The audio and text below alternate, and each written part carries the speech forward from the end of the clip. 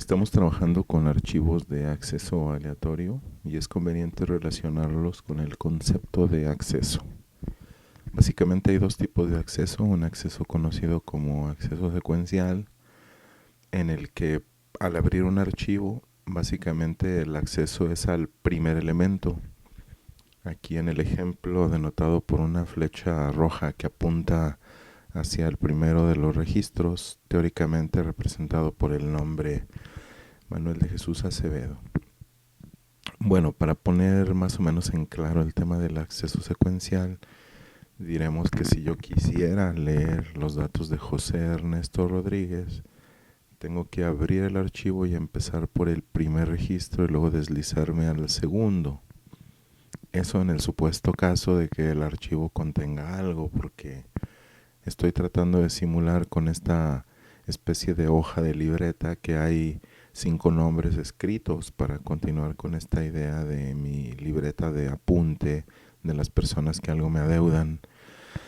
Bueno, pues Java tiene un método boolean que se llama hasNext y que permite saber si hay algo en el archivo, si hay algo más.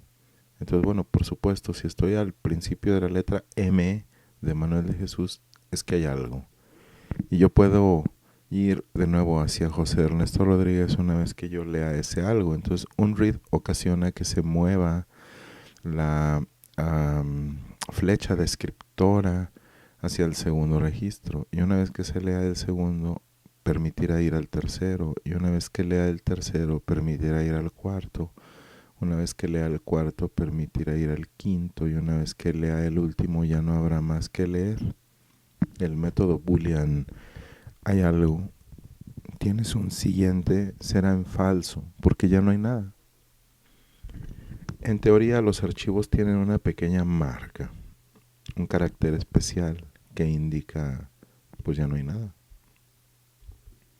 Nosotros diríamos que en lugar de esta línea que tiene en verde hasNext false, igual a false, tendría una pequeña anotación con una letra E, una letra O y una letra F.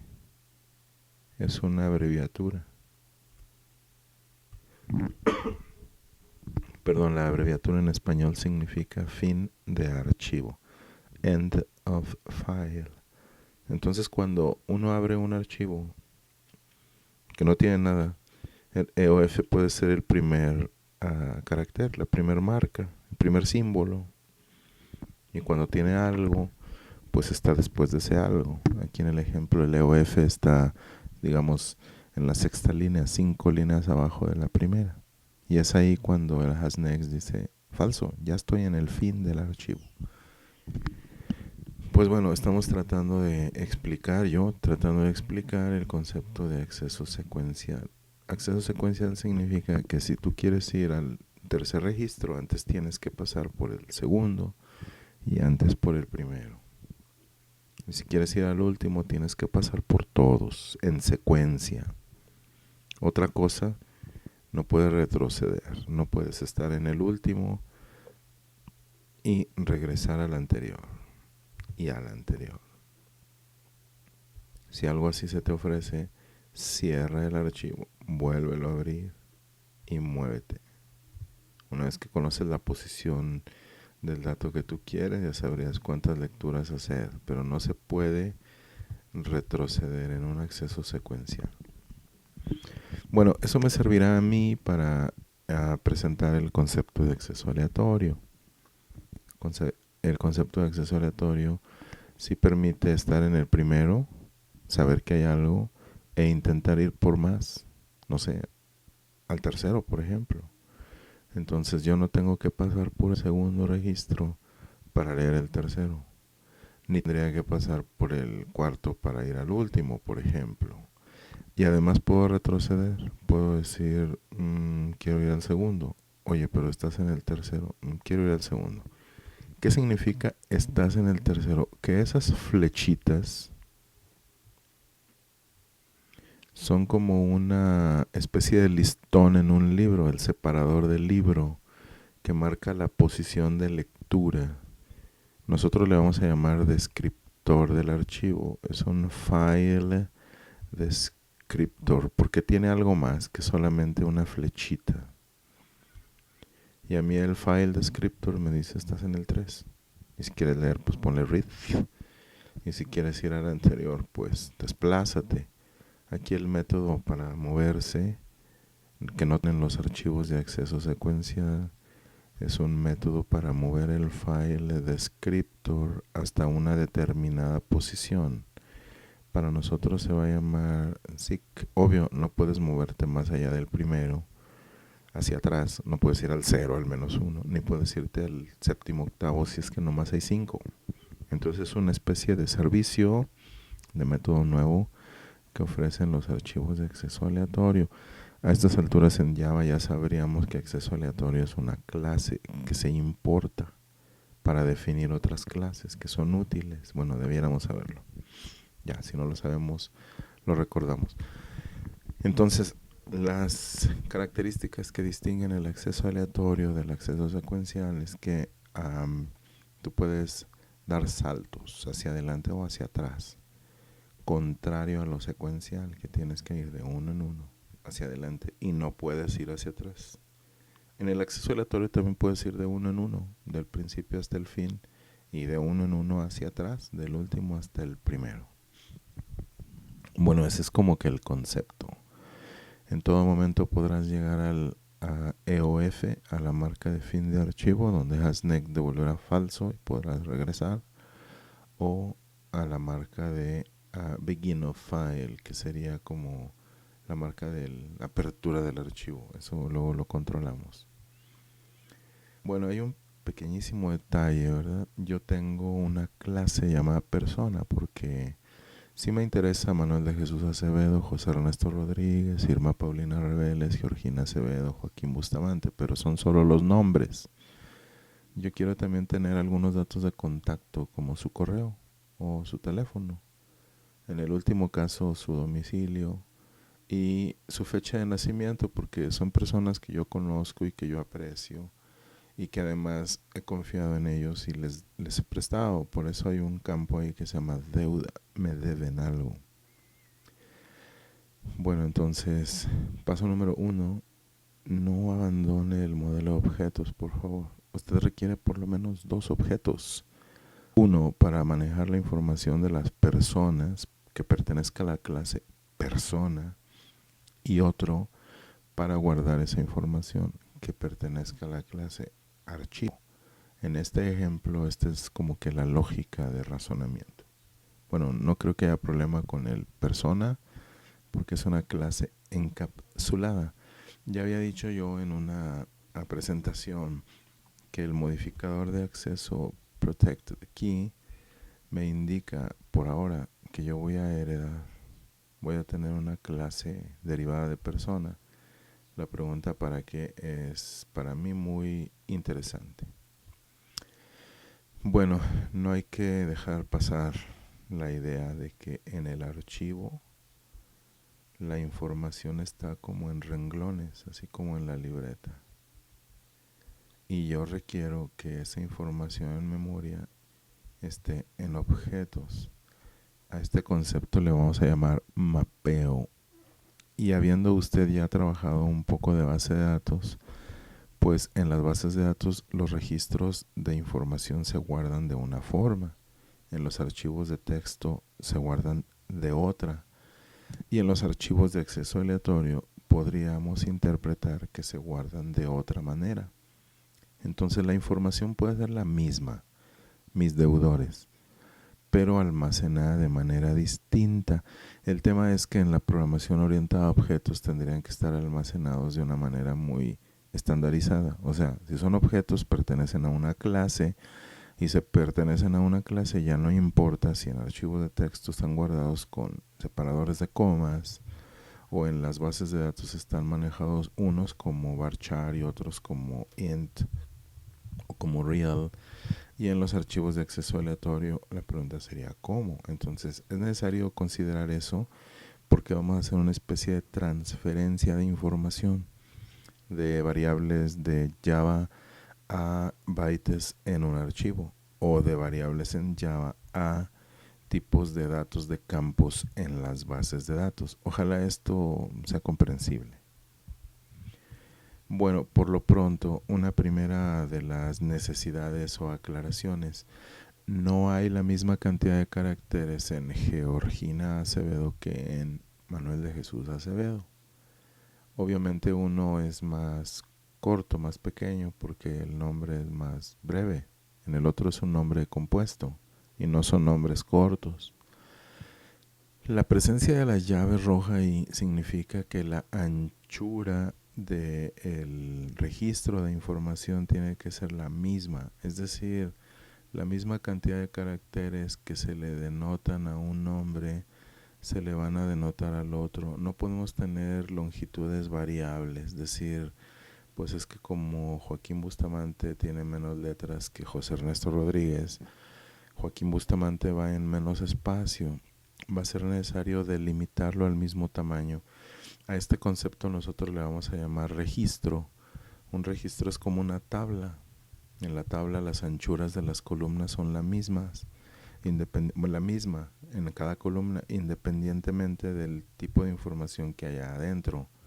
Si adentro le pones, no sé, Anargote, pues el nombre puede ser más corto que Emanuel Delgado, por ejemplo, en número de caracteres. Entonces eso va a ser bien importante. De ahí la aparición de nuestra siguiente clase. Esta es bien importante. Aquí hay que poner algo de atención especial.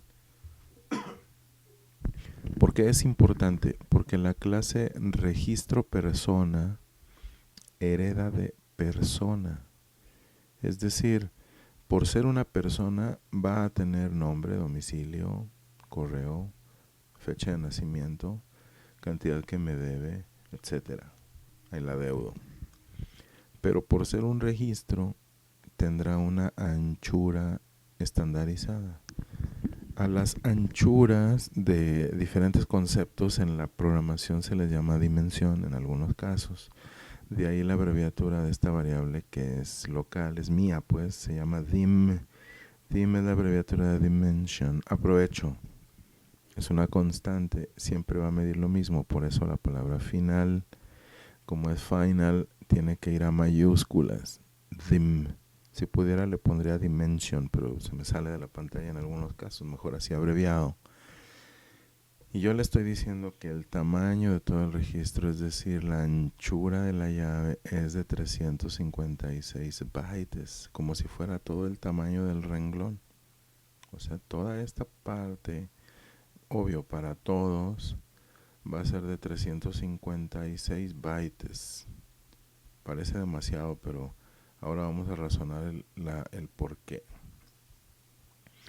Bueno, adicional, recuerden que el extend es una palabra para heredar, pero nosotros sabemos que al heredar las clases toman lo que hay en la superclase y pueden agregar algunas cosas. Bueno, los registros se comunican con los objetos por un lado y con los registros de datos por el otro lado. Entonces hay una conexión, un puente que se llama read. Vamos a leer los datos de una persona, pero resulta que los datos de una persona están en el archivo, están guardaditos. Ahí está Manuel de Jesús Acevedo, que es el primero, con mdjacevedo@gmail, con chuparrosa 333, con su teléfono y su fecha de nacimiento, 8 de enero, etc. Entonces esa información hay que ir a leerla de la libreta y meterla al objeto. ¿Con qué se meten? Pues ya saben ustedes que con métodos de mutación, con setters. Entonces yo le voy a poner el nombre, el teléfono, el mail, la dirección, la fecha de nacimiento y la deuda con método set. Aquí está, ponle el nombre, ponle el teléfono, ponle el correo, ponle la dirección, ponle la fecha de nacimiento y ponle lo que me debe. Eso de pon en dónde, en objetos que están en memoria, que provienen de un archivo, y ese archivo es un archivo de acceso aleatorio. Por esa razón aquí el parámetro es un random access file. O sea, yo le digo, ahí te va la libreta, por favor tómate de ahí los primeros 32 bytes que son para el nombre, los siguientes 16 que son para el teléfono, los siguientes 32 que son para el correo, los siguientes 64 que son para la dirección, porque puede incluir calle, apartamento, interior, colonia, código postal. Toma 32 para la fecha de nacimiento y toma 4 para la deuda. Yo luego veré que 4 bytes se requieren para almacenar un float en la versión que yo tengo de Java y de Windows y demás. Bueno, ojalá se vaya entendiendo esta parte. ¿Por qué necesito que todos los nombres tengan de 32? Pues porque si yo los hago de longitud variable, luego ya no puedo brincar del primero al segundo o del segundo al quinto porque son de anchuras diferentes. No podría tan fácilmente. Esa es la razón por la que hay que establecer el ancho, y el ancho lo vamos a establecer en registro persona. Bueno, de nuevo, he visto otro tipo de ejemplos y otro tipo de soluciones para archivos de acceso aleatorio y funcionan mágicamente, aunque no encapsules, aunque no heredes, aunque no utilices los conceptos de mapeo de una fuente de datos como archivos de texto a una representación interna en el paradigma de orientación a objetos como objetos. Y funciona, porque Java es de ligeramente propósito general y no es tan estricto en muchos sentidos. Pero esta es la manera en la que yo suelo terminar mi actividad de programación orientada a objetos, con un proyecto que requiere que tú sepas encapsular, que tú sepas sobrecargar, que tú sepas heredar, que tú sepas manejar excepciones y que sepas utilizar archivos como Dios manda. Es decir, los archivos se abren, se leen, se escriben y se cierran. Es todo. No tienes que andar poniéndoles de todos los sabores y de todos los colores, porque eso atenta contra el concepto de cohesión en programación orientada a objetos. Bueno, ya está. Yo tengo, hay algo.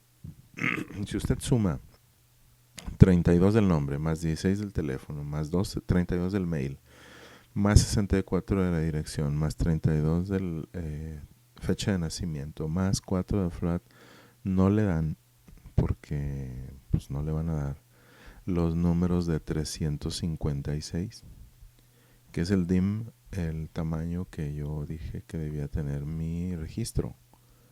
Cada renglón de la libreta tiene 356 bytes. Vamos a ver cómo es que sí da.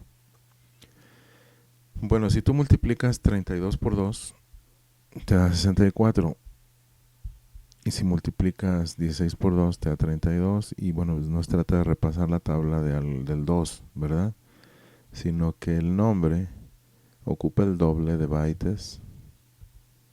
El teléfono también, y no es porque nombre o teléfono tengan algo especial, sino que hay un formato de almacenaje de archivo de texto en el que cada carácter se representa con 2 bytes. Cada símbolo que se guarda se representa con 2. Esto es un poco para garantizar la portabilidad entre sistemas, porque este programa podría estar hecho en Windows, pero podría correr en Unix, por ejemplo, o podría correr en otro tipo de plataformas o de aplicaciones. Entonces hay un formato en el que dice, no, aquí cada carácter se guarda en el doble de bytes. Y esa es la razón por la que yo le estoy diciendo el tamaño del registro es de 356. Yo voy a guardar un nombre como Diego Negrete en 32 bytes. Voy a guardar un teléfono en 16. Bueno, parece que ahora el estándar es que requiero 10, pero si es con clave de país y la de internacional le voy a sumar.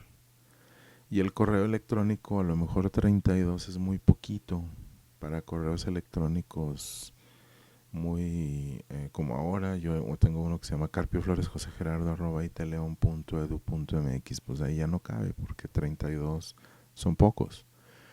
Y a lo mejor la dirección de 64 bytes también es corta, porque yo puedo poner Boulevard Adolfo López Mateos Oriente 1332, Colonia Santa María de la Ribera, y ya no me va a caber tanta información como yo quisiera. Pero entonces, mi nombre cabrá en 32 bytes, pero será almacenado en el doble. Mi teléfono cabrá en 10, pero será almacenado en el doble. Y si yo le meto más caracteres, pues toma más espacio.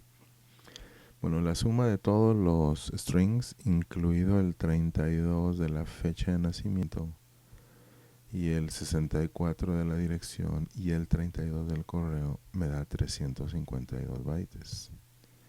Más 4 de un float. Los floats no se guardan en el doble, se guardan así como se indica. Me da la suma de los 356.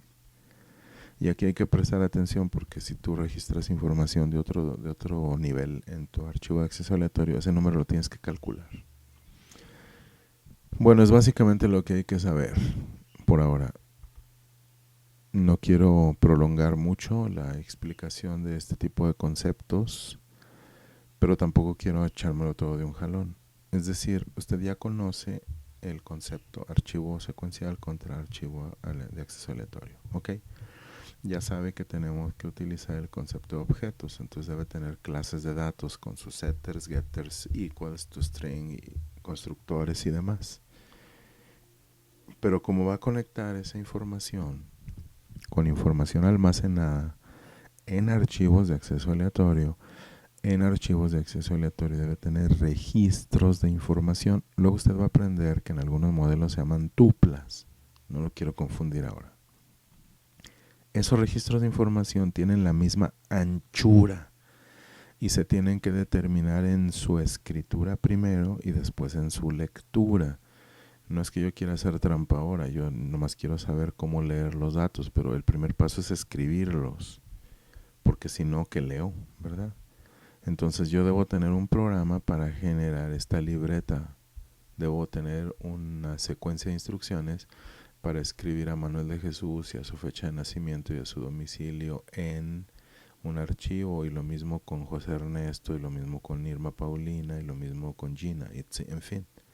Esa información se tiene que escribir primero y una vez que se escriba se tiene que leer. Entonces acá no está el método write, pero el método write debe asegurarse que la anchura del nombre da 32, aunque yo haya escrito Ana Cortés, o debe dar 32 aunque yo escriba Edwin Uriel Martín del Campo Góngora Pimentel, me lo debe ajustar a 32.